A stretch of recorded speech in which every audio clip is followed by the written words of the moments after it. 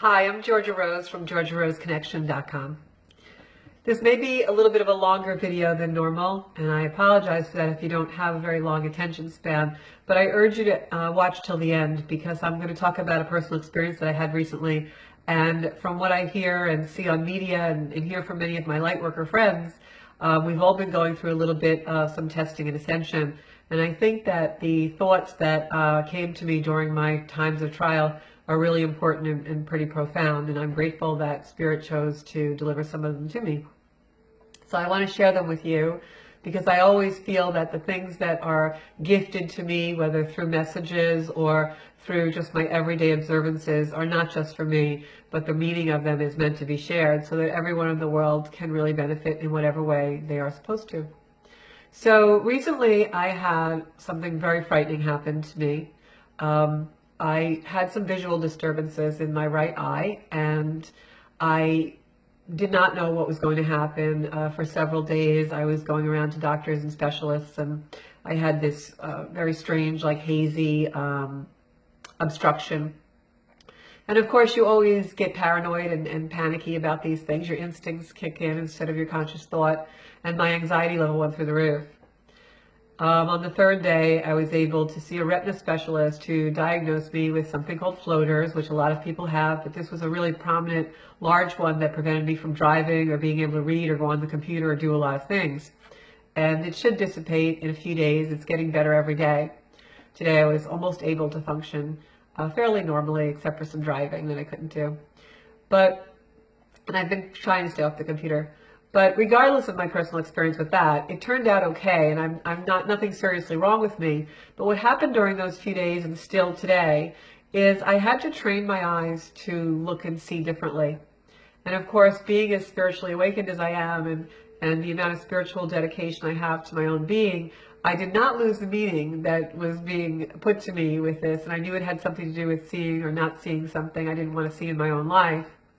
So I, did a lot of reflecting, a lot of meditation, massaging my third eye, and all kinds of things, lymphatic massage and reflexology, and really working on myself to get rid of this condition, and praying so hard to have Spirit show me what I needed to see.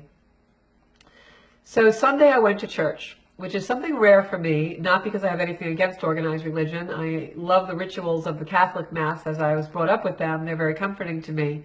And for some reason on Sunday I woke up and I had this compelling urge to receive communion.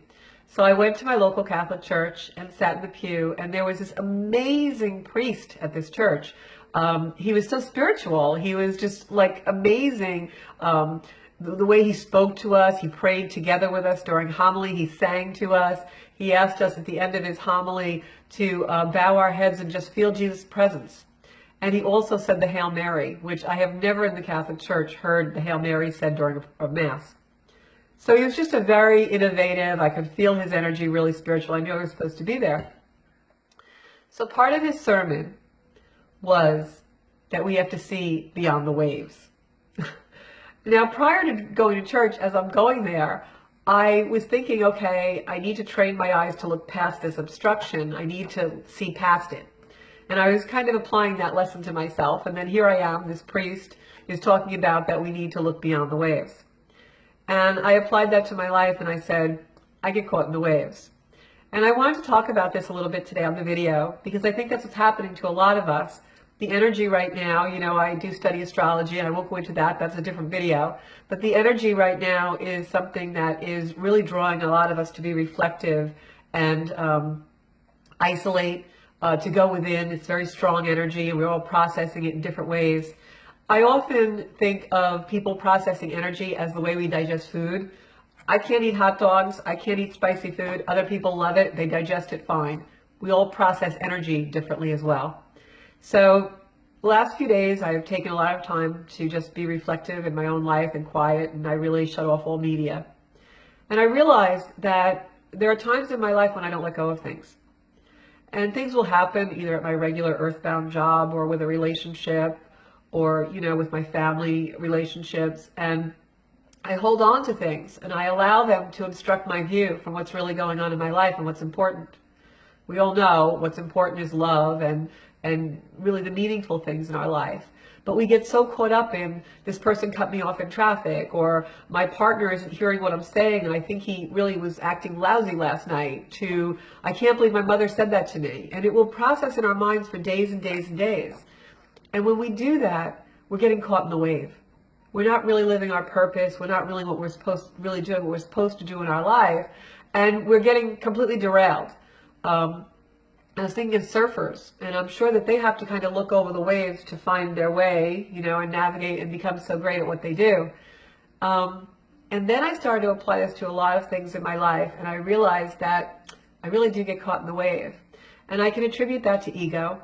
It's been my journey for many years now. I think I'm in the 8th year of my journey to live in love and not fear, and to try and dissolve as much as my egoic self as I can, because the ego I find is very destructive unless it's extremely healthy, and we all have to have healthy egos, and that is a battle, right? But I boiled this down and drilled it down into my everyday life and everything I do. And how much of it is me really getting caught in the wave? Take social media, for instance. Facebook, a narcissist's dream, a supply of endless source for a narcissist, right? We can use it for that, or we can use it for love. The games that we play on Facebook, they're kind of narcissistic, you know. What would you look like as a movie star? Or, you know, where are you going to be in 40 years? I'm going to win lotto. It's all about the ego.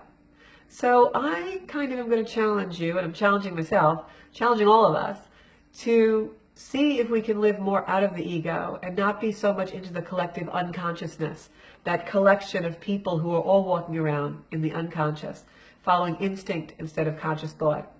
And can we use certain media for love instead of our egos? And the decisions that we make in our life, can we make them out of love instead of our ego? And I challenge light workers in this very much so, because I think what happens sometimes to us, and I'm going to end the video in a few minutes here, and I do it myself, is sometimes we have to isolate. We have to go within to process energy because we're such receptors of the energy. And we learn a lot of lessons that way. We go very deep and we find new channels for our energy, and we find new channels from spirit in ways that we can bring those messages forward. But if it stops there and we stay in the wave of that energy and don't bring it out and bring it up and bring it forth to all of our humans in the world, all of the people in the world, then we're acting out of ego. We're being self-indulgent. The purpose of going within and reflection is to share it, to bring our message out to the world, and to show people really how to improve their own lives and how to improve our lives in doing so. In helping others heal, I heal. In you healing, you help me heal. We all are in this together. So what started out as an impairment in my right eye became a really profound awakening for me, a really profound breakthrough. So when you're in challenge, try not to get caught in the wave. See what the lesson is there. Try and gain insight. Say a prayer of intention for your insight. Recently, last year, Kat Mayer, my very good friend and fellow light worker, and I did a beautiful trilogy, I believe it was, with a bunch of people who joined us, and it was called Spread Your Wings. I have a feeling, I haven't really talked to Kat about it yet, but I have a feeling part 2 of that is coming up.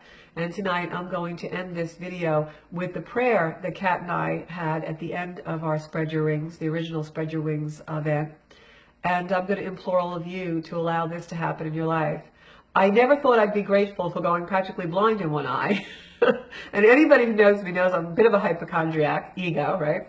But it was a good week, and all in all I'm recovering, and I'm a lot lighter for it, and I am going to try in the future to let go of things and not get caught in the wave, no matter who's trying to put me there or what ego of mine has got me staying there.